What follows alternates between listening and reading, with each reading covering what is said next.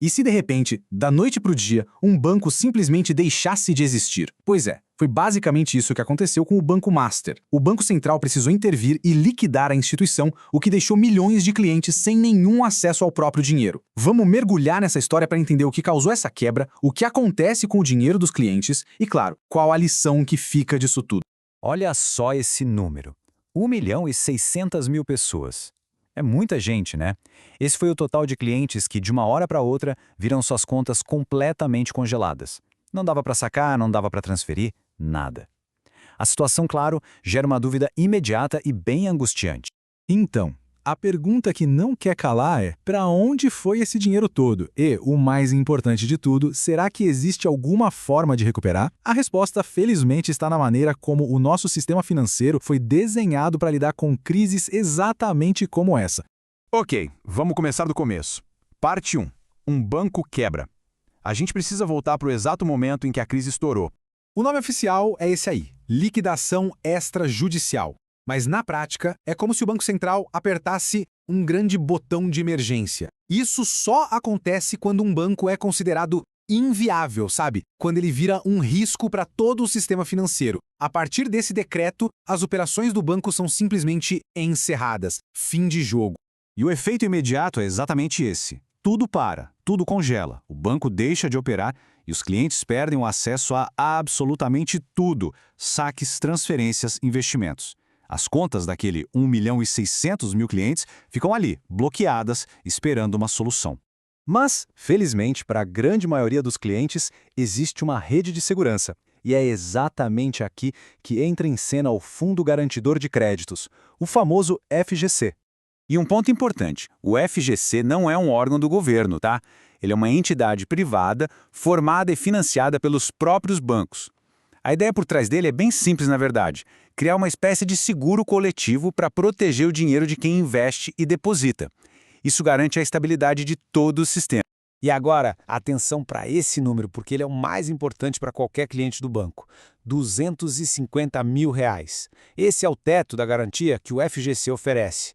E esse valor vale por CPF ou por CNPJ, dentro de um mesmo grupo financeiro.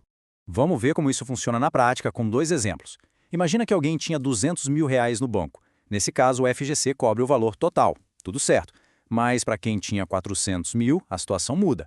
O FGC garante os 250 mil, o resto, aqueles 150 mil, não some, mas vira um tipo de crédito na massa falida do banco.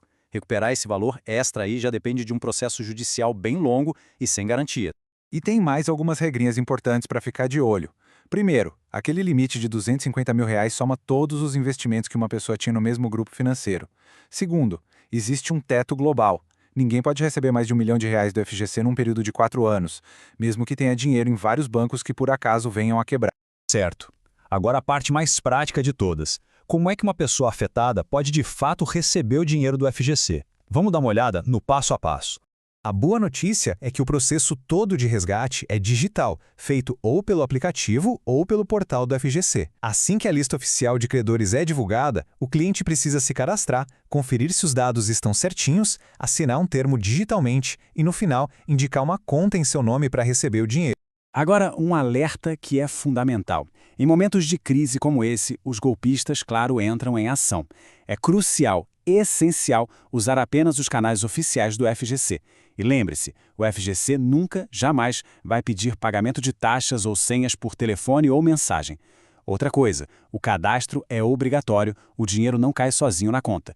E no caso do Banco Master, paciência é chave, porque disputas judiciais bem complexas podem atrasar todo o processo. Ok, já entendemos o que fazer. Mas a pergunta que fica é: por que tudo isso aconteceu? Como se chegou a esse ponto? Vamos agora mudar o foco e investigar a origem dessa quebra.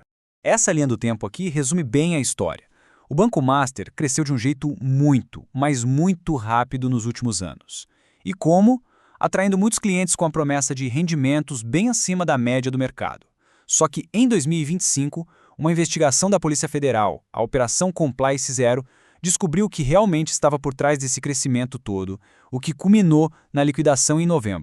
E aqui está o ponto crucial de tudo. As investigações apontaram para fraudes gravíssimas. A acusação é que o banco inflava artificialmente seus resultados com títulos falsos, uma contabilidade toda manipulada e até a venda de carteiras de crédito que na verdade nem existiam. Basicamente, foi criada uma aparência de solidez que não era nem um pouco real. A quebra do Banco Master não foi só um problemão para os seus clientes. Ela abriu um debate enorme, gigantesco, sobre o próprio funcionamento do sistema financeiro brasileiro. Olha, só para a gente ter uma ideia da dimensão do estrago, o pagamento do FGC aos clientes do Master foi estimado em mais de 40 bilhões de reais. É um dos maiores resgates da história do fundo. Isso mostra o tamanho do rombo e o impacto sistêmico que ele teve. E esse colapso todo acabou expondo algumas falhas no sistema, o que gerou um debate super intenso. Reguladores e especialistas agora estão se perguntando como é que a fiscalização permitiu que o banco chegasse a esse ponto. Será que a garantia do FGC, em vez de só proteger, não acabou incentivando o banco a tomar riscos demais, sabendo que, no fim, haveria um resgate? E essa citação aqui, olha, ela resume perfeitamente o dilema central. Muitos analistas agora se perguntam se o modelo de fiscalização e as garantias que existem hoje, em vez de só proteger, não acabaram, mesmo que sem querer, encorajando instituições a tomar riscos que elas simplesmente não deveriam tomar. Bom, chegando ao final desta análise, o que a gente pode tirar de mais importante dessa crise toda? Qual é a grande lição?